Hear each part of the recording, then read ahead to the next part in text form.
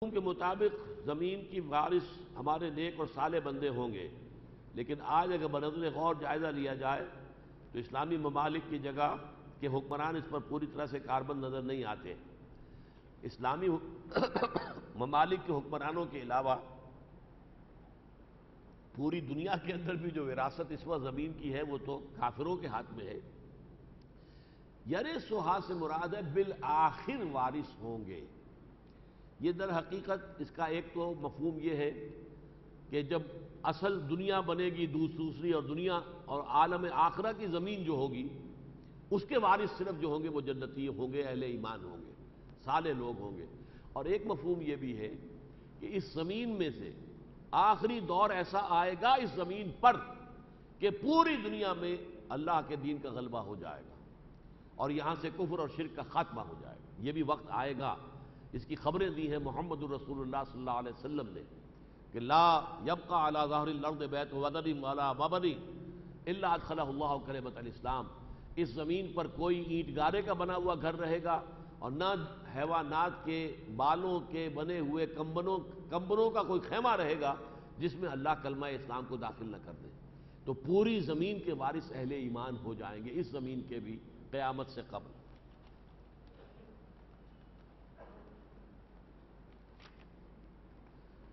سہیل حسن جعفری صاحب، سب سے پہلے رسول اکرم کی روح پیدا کی گئی، اس کی تشریح کیجیے۔ میں نے تو وضاحت کر دی ہے کہ ارواح پہلے پیدا ہوئی تھی، ان میں سب سے پہلے روح جو ہے محمد الرسول اللہ صلی اللہ علیہ وسلم پیدا کی۔ اور مزید تشریح کیا ہے؟ لفظ سادات کی صحیح تشریح کیا ہے؟ ویسے تو عربی زبان میں السید جو کہتے ہیں وہ صرف مسٹر کے معنی میں آتا ہے، لیکن یہ کہ بہرحال سادات کا ایک تصور ہے۔ اور حضور کی صاحبزادی حضرت فاطمہ رضی اللہ تعالی عنہا اور حضرت علی سے جو اولاد ہوئی، ان کے دو صاحبزادے حضرت حسن اور حضرت حسین، ان کی جو اولاد ہے انہیں سادات کہا جاتا ہے۔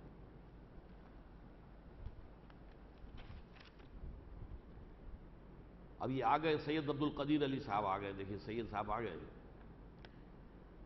درس میں جہنم کے بارے میں یہ آپ نے بتایا کہ اس دنیا کو جہنم بنایا جائے گا، اس کی مزید وضاحت کی ضرورت نہیں۔ دیکھیے یہ جو آخرت اور عالم برزخ اور یوم قیامت کے واقعات ہیں، ان کی زیادہ گہرائیوں میں ہم نہیں جا سکتے۔ ایک گمان میں نے کہا کہ جہنم جو ہے وہ جیء یومئذ بجہنم، لے آئی جائے گی جہنم۔ کہاں لے آئی جائے گی؟ اذا دکت الارض دکا دکا وجاء ربک والملک صفا صفا وجیء یومئذ بجہنم یومئذ یتذکر الانسان وانى له الذکریٰ۔ زمین کو کوٹ کوٹ کر چپٹا کر دیا جائے گا۔ دوسری جگہ کہا اذا الارض مدت، زمین کو کھینچ دیا جائے گا۔ پھر اسی زمین پر نزول اللہ تعالیٰ فرمائیں گے، کیفیت ہم نہیں جان سکتے۔ فرشتے آئیں گے، تمام انسان بھی کھڑے ہوں گے، لقد جئتمونا کما خلقناکم اول مرہ۔ یہ سارے معاملات جو ہیں یہ تو ہے یقینی باتیں، قرآن میں ہے، حدیث میں ہے۔ باقی یہ کہ جہنم یہی ہوگی یا نہیں ہوگی، یہ میرے ایک گمان کے درجے میں ہے کہ در حقیقت اس کی جہنم جو ہے اسی میں سے برآمد ہو جائے گی، واللہ عالم۔ لیکن اس کی مزید کسی شرح میں اور تفصیل میں جانے کا کوئی فائدہ نہیں۔ بلکہ آپ یہ بھی کہہ سکتے ہیں کہ آپ بھی یہ نہ ہی کہتے تو اچھا تھا، میں بھی اگر یہ بات نہ کہتا تو اچھا تھا۔ خبیب صدیقی، روز قیامت اللہ تعالیٰ جو جسم عطا فرمائے گا، کیا اس جسم میں یہی یقیناً یہی روح ہوگی؟ اس میں روح اور اس کے ساتھ ہمارا نفس، جان، جو ہمارے حیوانی جو وجود ہے اس کے اندر اصل اس کی شے جان ہے۔ اب حیوانات کے اندر جان تو ہے، گدھے میں، گھوڑے میں، بلی میں کیا ہے؟ جان تو ہے، روح نہیں ہے۔ ہمارے اندر دو چیزیں ہیں، روح بھی ہے اور جان بھی ہے۔ روح اور جان یہ دونوں قبض کر لی جائیں گی اور پھر جو نیا جسم دیا جائے گا اس کے اندر ان کو ودیعت کر دیا جائے گا۔ یہ ہے وہ بات کہ جو قرآن مجید کے مطالعے سے سمجھ میں آتی ہے، واللہ عالم۔ اگر نہیں ہوگی تو وضاحت فرمائے، نہیں میں نے کہا ہوگی، یہ روح اس کے اندر شامل ہوگی۔ وسیم احمد صاحب، آپ نے عرض کیا کہ بینک میں جو بھی افراد اس وقت سروس کر رہے ہیں وہ ٹھیک نہیں بلکہ حرام ہے۔ میں ایک اسٹوڈنٹ ہوں، میں اکاؤنٹس میں تعلیم حاصل کرتا ہوں، کیا آپ کی بات کے حوالے سے میں اکاؤنٹس پڑھنا چھوڑ دوں، کیونکہ اس تعلیم کا آخر یہی بینکنگ ہی ہے؟ اس صورتحال میں مجھے اور میرے ساتھی اسٹوڈنٹس کو کیا کرنا چاہیے؟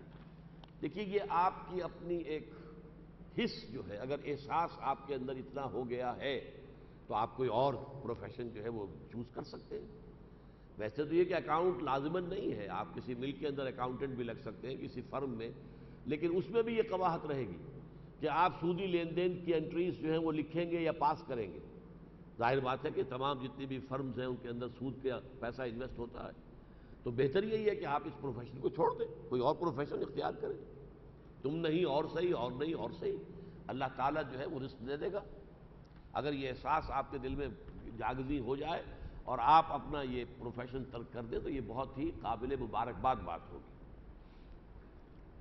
خواجہ احد صاحب: When Allah subhanahu wa ta'ala is the doer of all we do, then up to what limits we should strive for a goal? We have to strive to our utmost. لیکن ہوگا وہی جو اللہ کی اجازت ہوگی، یہ نہیں ہے بغیر ہمارے کیے کچھ اللہ نہیں کرے گا۔ کیوں کرے گا؟ آپ کریں گے، اللہ منظور کرے گا، اس کا نتیجہ ظاہر ہو جائے گا۔ تو محنت آپ کو کرنی ہوگی، گندم پیدا کرنے میں محنت آپ کو کرنی ہوگی، ہل آپ کو جوتنا ہوگا، زمین جو ہے آپ کو اس کو سیراب کرنا ہوگا، بیج ڈالنا ہوگا، فصل کی دیکھ بھال کرنی ہوگی، تب گندم آئے گی۔ لیکن ان سارے کاموں میں اذن رب شامل ہے۔ اگر اللہ چاہے گا تو آپ کی ساری محنت جو ہے رائے گاں چلی جائے گی، ساری محنت آپ نے کی اور وہ جو ہے پوری کی پوری جو ہے کوئی پالا پڑ گیا یا کوئی اولے آ گئے اور آپ کی ساری محنت ضائع ہو گئی۔ تو اس حوالے سے ذہن میں یہ رکھیے کہ انجام کار نتائج اللہ کے اذن کے بغیر نہیں نکل سکتے۔ ہمارا ٹوٹل ڈیپینڈنس، ہمارا جو بھروسہ اور جو ہمارا توکل ہے وہ اسباب پر نہ ہو۔ Number 2, in the same way, if we approach a person of standing for having some work done, what is breaking point when our belief is taken as shirk that that person can do it? Yes، بہت عمدہ ہے سوال یہ بھی۔ دیکھیے، آپ کسی شخص سے کہتے ہیں کہ بھائی مجھے پانی پلا دو، آپ کو معلوم ہے پانی ہے، گھڑا ہے، یہ ہے، وہ ہے، رکھا ہے، وہ جائے گا لے آئے گا، اس میں کوئی شرک نہیں ہے۔ عام عادی جو مادی قواعد و ضوابط دنیا کے ہیں، وسائل و ذرائع، اس کے اندر کسی سے کسی کام کے کرنے کی ریکویسٹ کرنا شرک نہیں ہے۔ لیکن غیبی، ماورائی، انویزیبل طریقے پر اگر آپ نے کسی کو پکارا، اے فرشتہ میرا یہ کام کر دے، یا اے روح عبد القادر جیلانی مجھے اس مشکل سے نکال دے، یہ شرک ہو جائے گا۔ اس حوالے سے یہ شرک میں اور دنیا میں دنیاوی اسباب کے تحت کسی سے کوئی تعاون حاصل کرنا، ان میں زمین و آسمان کا فرق ہے۔ البتہ ایک عارف انسان کی بات میں آپ کو سناتا ہوں، میں سمجھتا ہوں کہ بہت گہری بات انہوں نے کہی۔ فرض کیجئے کہ آپ سمجھتے ہیں کسی شخص کے بارے میں کہ وہ آپ کی کوئی ضرورت پوری کر سکتا ہے، آپ نے جا کے اس سے کہا بھائی میری یہ ضرورت ہے، پوری کر دیجیے۔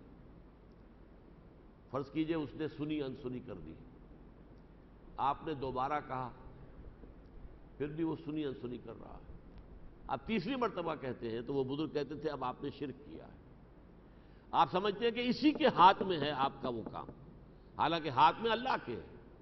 وہ توجہ پہلی مرتبہ کہہ دینا کوئی حرج نہیں، دوسری مرتبہ کہنا بھی اچھا نہیں ہے، پسندیدہ نہیں ہے، لیکن تیسری مرتبہ کہنا یعنی یہ سمجھنا کہ بس یہی میرا یہ کام کر سکتا ہے، یہ ایک درجے میں شرک کی شکل بن جاتی ہے۔ آپ سمجھیں کہ اللہ تعالیٰ کو اگر منظور ہوتا، میں نے اس سے کہا تھا، اللہ تعالیٰ اس کے دل کو پھیر دیتا اور وہ بات ہو جاتی، اب نہیں ہے، وہ اعراض کر رہا ہے، تو گویا کہ مسلسل اصرار کرنا جو ہے وہ ان چیزوں کے اندر بھی ایک شرک کسی کیفیت پیدا کر دیتا ہے۔ حسن قاسم: ریفرنس سورہ کہف آیا 48۔ ہمارے خیال سے پیدائش اول وہ ہے کہ جو اس وقت ہماری ہے، اور دوم جب ہم اللہ کے حضور حاضر ہوں گے، جبکہ آپ کے مطابق پہلی پیدائش روح کی ہے اور دوسری پیدائش انسان کی ہے۔ Kindly explain.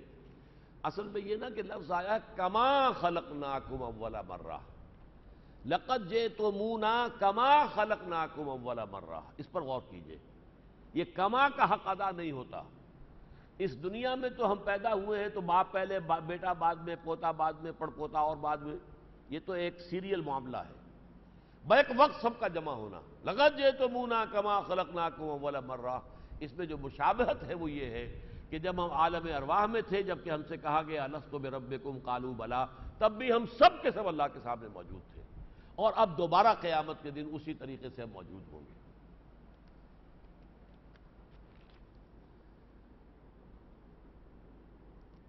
محمد وسیم صاحب، میرا سوال یہ ہے کہ مدد صرف اللہ تعالیٰ سے مانگنی چاہیے اگر ہم جیسا کہ سنتے اور کہتے ہیں یا علی مدد، کیا یہ بھی شرک میں داخل ہے؟ یقیناً یہ شرک ہے، کسی کو بھی پکارنا. اور یہ اللہ کا شکر ہے کہ اگرچہ ہمارے ہاں جو بریلوی مکتب فکر ہے وہ یا محمد کہنے کو تو صحیح سمجھتے ہیں اور لکھتے بھی ہیں مسجدوں میں، لیکن یا محمد مدد کبھی نہیں کہتے ہیں. یہ اللہ کا شکر ہے. یہ ظلم جو ہے حضرت علی ہی پر ہوتا ہے رضی اللہ تعالی عنہ. اور حضور نے فرمایا بھی تھا کہ اے علی، تمہارے ساتھ وہی سلوک ہوگا جو میرے بھائی عیسیٰ کے ساتھ ہوا تھا. کچھ لوگوں نے ان کی محبت میں غلو کیا، انہیں خدا کا بیٹا بنا دیا. یہودیوں نے ان کی عداوت میں انتہا کی اور کہا کہ وہ تو جو ہے ولد الزنا ہے اور یہ ہے اور وہ ہے اور کافر ہے، مرتد ہے اور صرف سولی پر چڑھائے جانے کے قابل ہے. اس طرح حضرت علی کو کچھ لوگوں نے خدا بنا دیا. ہر چند خدا کی ذات نہیں ہے علی کی ذات، لیکن نہیں ہے ذات خدا سے جدا علی. اب یہ ایسے ایسے شاعرانہ خیالات جو ہیں، اور مشغول حق ہوں بندگی بو تراب میں، یہ غالب صاحب کہہ رہے ہیں. میں ابو تراب جو ہے حضرت علی، جو حضور نے خطاب دیا تھا قم یا ابا تراب، تو وہ میں ان کی بندگی کرتا ہوں، اللہ کی نہیں، ان کی بندگی کرتا ہوں، اور ان کی بندگی کرنے میں اصل میں اللہ کی بندگی کر رہا ہوں. تو یہ در حقیقت مشرکانہ چیزیں ہیں جن سے اپنے آپ کو بچانا چاہیے. اچھا جناب، بہت شکریہ، سوالات پورے ہو گئے. الحمدللہ الذی ہدانا لہذا وما کنا لنہتدی لولا ان ہدانا اللہ. سبحانک اللہم وبحمدک نشہد ان لا الہ الا انت نستغفرک ونتوب الیک.